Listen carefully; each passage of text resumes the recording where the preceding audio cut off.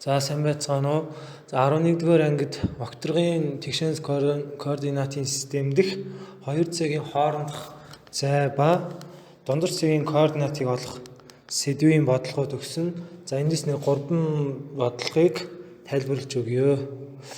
За эхний бодлого маань ингээд А, Б, С гэсэн 3 векторгох цэг өгөгдсөн байна.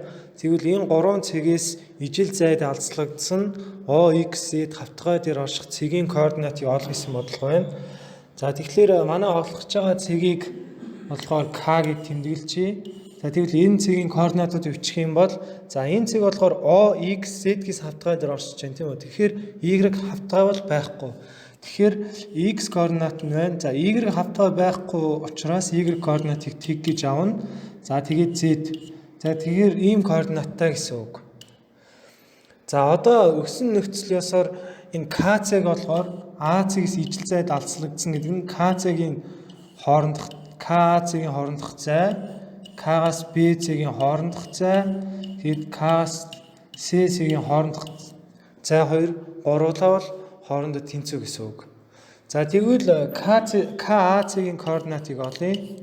За энэ юу гэхээр за хоёрын хоорондох зай болох томьёогоор за К зэг болохоор X. Тэгэхээр X-с хасах 2 гэхээр X дээр нэмэх нь 2-ын квадрат. За нэмэх нь за Y бол байхгүй. Тэгэхээр шууд 3-ын квадрат. За 0 гэсэн үг л дээ тий. За дараа нэмэх нь за Z-ээс хасах нь 4-ийн квадрат. За ингээд тэнцүү одоо би хаал задлаад тийм үү эмгдэх юм бол x-ийн квадрат. За тэгэхээр нэмэх нь гээд 2 гэхээр 4x. За нэмэх нь 4 тий. За нэмэх нь 4. За нэмэх нь 3-ын квадрат 9. За нэмэх нь z квадрат. За хасах нь 8z. За нэмэх нь 16 гэсэн. За бүр цаашаа эмгдэх юм бол юу гарч ий. За x квадрат нэмэх нь за 4x нэмэх нь z квадрат. За нэмэх нь за энэ 4 дээр 13-ыг нэмлээ 13 29. За нэмэх хасах нь 8z. За ийм болчихлоо. За одоо К Б цагийн координатыг олъё. За тэгвэл бас 2 цагийн хоорондох зай бол томьёогоор за x дээр нэмэх нь 3-ын квадрат. За нэмэх нь за хасах 1-ийн квадрат гэхээр нэмэх 1. За нэмэх нь за z-ээс хасах нь 2-ын квадрат. За тэгээд эмгэхэд бичих юм бол x-ийн квадрат за нэмэх нь 6x нэмэх нь 9 нэмэх нь 1 за нэмэх нь z-ийн квадрат хасах нь 4z за нэмэх нь 4. За буюу за бүр x квадрат нэмэх нь 6x за нэмэх нь z квадрат хасах нь 4z. За коэффициент сул гишүүдээ нэмэх юм бол 10 14 тий. За нэмэх нь 14 гарч. За одоо К С С-ийн хоорондох зай болохоор за x-с хасах нь 0 гэхээр x-ийн квадрат. За нэмэх нь за 1-ийн квадрат 1. За нэмэх нь z-ээс z дээр нэмэх нь 1-ийн квадрат. Буюу за нэмэгдэх юм бол x квадрат. За нэмэх нь за энд бол z квадрат гарна. За тэгээд нэмэх нь 2z. За нэмэх нь энд болохоор 1 1 гэхээр 2 гарна гэсэн. За ийм болчлоо. Одоо энэ гуруулаа болохоор хоорондоо тэнцүү учраас би 2 2-оор тэнцүүлээ. За өөрөөр хэлэх юм бол К А цагийн хоорондох зай, К С цагийн хоорондох зайсаа тэнцүү учраас энийг тэнцүүлэх юм бол за К болохоор x квадрат тийм үү? X квадрат нэмэх нь 4x за нэмэх нь z квадрат за хасах нь 8z дээр нэмэх нь 29. За тэнцүү. За энийг би К-с гэхээр x квадрат нэмэх нь z квадрат нэмэх нь 2z нэмэх нь 2 болчихлоо. За эндээс энэ хоёулаа язгууртай байсан учраас би квадрат зэрэг дэвшүүлээд язгуурыг байхгүй болсон гэсэн үг шүү дээ тий. За одоо хоёр талаас нь хураагдах юм бол x квадрат хураагдана. За z квадрат хураагдана. За 4x болохоор наадталд нь 4x үлдээчээ. За тэгвэл тэнцүү хасах 8x нүдлэн гарлаа нэмэх 8z ингээд 10z. За хасах 27 болно гэсэн. За энийг би ингээд 1 гэж тэмдэглэжээ. За одоо өмнөхтэй адилхан одоо k-аг kb kc-тэй тэнцвүүлээ. За өөрөөр хэлбэл kb хоорондох цай kc тэнцүү гэхээр энэ хоёрыг тэнцвүүлээ. За тэгвэл kb болохоор одоо энэ хоёр тэнцүү гэдгээс x квадрат бол хураагдана гэдэг нь гарч ийн харагдаж байна. Z квадрат хураагдана. Тэгэхээр наадталт нь болохоор ингээд 6x хасах нь 4z дээр нэмэх нь 14. За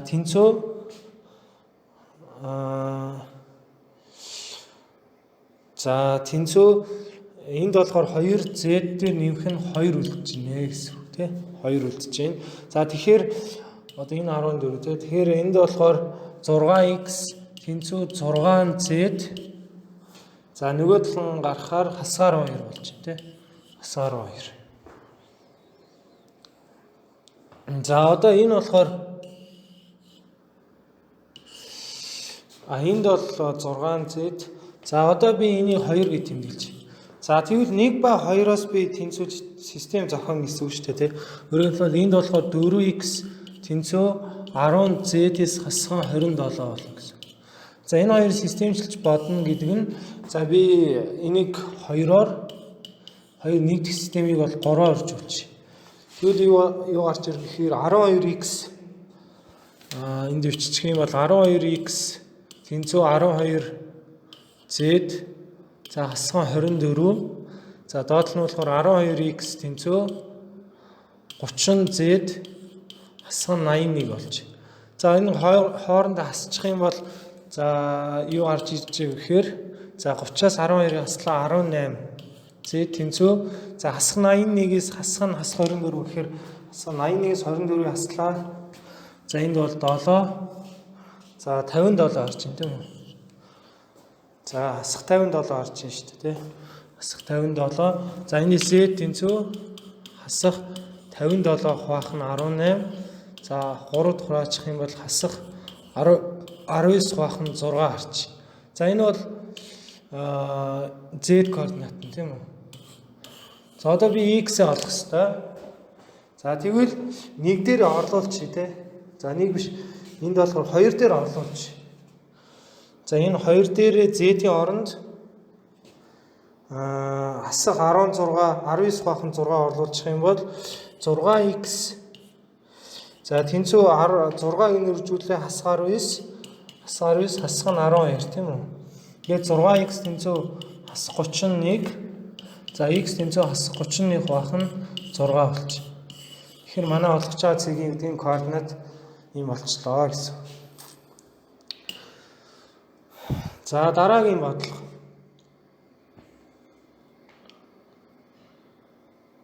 За дараагийн бодлого болохоор за AB-гээс хоёр цэг өгдсөн координатын ихээс AB хэрчмийн донтор цэг хүртэлх зайг ол гэсэн байна. За тэгэхээр координатын их гэсэн учраас тэрийг 0 O цэг гэж тэмдэглэж юм бол энэний координатууд нь 0 0 байх хэвээр. За AB хэрчмийн дундажийг би ийм гэж тэмдэглэх юм бол за ийм цэгийн координат нь x, y, z гээ. За энэс x координатыг яаж олох вэ? AB-ийн дундаж гэхээр дундаж цэгийн олох томьёор 3 дээр нэмэх нь 5 хувахан 2 ингээд 4 гарч ийн. За y координат нь болохоор 7-оос хасах нь 5 хувахан 2 буюу энэ 1 гарч ийн. За z координат нь за 4-өөс хасах нь 2 хувахан 2 буюу бас 1 гарч байна. За тэгвэл ийм цэгийн координат болохоор 4 1 1 гэсэн цэгүүдтэй. За тэгвэл энэ хоёр цэгийн хоорондох зай буюу MO цэгийн хоорондох зай олох томьёогоор за 4-өөс 0 хасаад за 4-ийн квадрат нэмэх нь 1-ийн квадрат нэмэх нь 1-ийн квадрат буюу за язгуур доор 18 гарч 16 дээр нэмэх нь 2 буюу язгуур доор 18. За энэс үржих нь 2 гэж задлана. Тэгэхээр 9-ээс язгуур болохоор 3. За 2-оос бол гарахгүй. За тэгэхээр ийм координатаа болж байна. За дараагийн бодлого болохоор за энэ бол нэм параллелограмм өгдсөн. За тэгвэл параллелограммын хоёр оройн цэгийн координат өгөгдсөн, мөн диагоналуудын огтлцлын цэг буюу О цэг өгөгдсөн байгаа. За тэгвэл CD гэсэн цэгүүдийн координатуудыг олъё гэж. За тэгвэл параллелограммын чанар байгаа тийм үү? Диагоналын огтлцлын цэг нь диагоналуудын хагаслан хуваан гэдэг. За өөрөөр хэлбэл AO болохоор OCD тэнцүү. За BO болохоор ODD тэнцүү байна. За энэс юу гэж хэлж байгаа юм бэхээр O цэг AC хэрчмийн дундаж цэг мөн BD хэрчмийн дундаж цэг гэсэн үг. Тэгэхээр эндээс CC-ийн координатыг олох юм бол за x1 дээр хас 2-ын нэмээд 2 туваахад 1 гарах ёстой. За эндээс болохоор x1 тэнцүү за энэ 2 4 гарч ин тийм үү? За мөн яг y1 болохоор y1-ээс 4 хасаад 2 туваах юм бол 3 гарах ёстой. За эндээс y1 тэнцүү за 6 10 гарч ин тийм үү? За z1-ийг олох юм бол z1 дээр 1-ийг нэмээд 2 туваавал 2 гарах ёстой. За эндээс болохоор z1 тэнцүү за 4 гэхээр 3 гарч ин тийм. Тэгэхээр манай CC-ийн координат болохоор CC-ийн координат за 4 10 3 гэсэн координат. За тэгвэл яг үүнтэй адилаар DC-г болохоор BD-ийн дундаж цэг O учраас тэгвэл DC-гийн x2 координат яаж олох вэ гэхээр x2 дээр хасах 5-ыг нэмээд 2 туваахад 1 гарах ёстой. За эндээс x2 тэнцүү за 2 дээр 5-ыг нэмлээ 7 гарч. За y2-оос хасах нь 6, энийг 2 туваавал 3 гарах ёстой тийм үү? За ингээс y2 тэнцүү 12 гарч. За z2-оос хасах нь 1, хуваах нь 2, энэ болохоор 2 гарах ёстой. За энэ гэдгээс z2 тэнцүү 5 гарч. За тэгвэл манай DC-гийн координат болохоор x-ээр нь 7 12 5 7 12 5 гэсэн координаттай байна.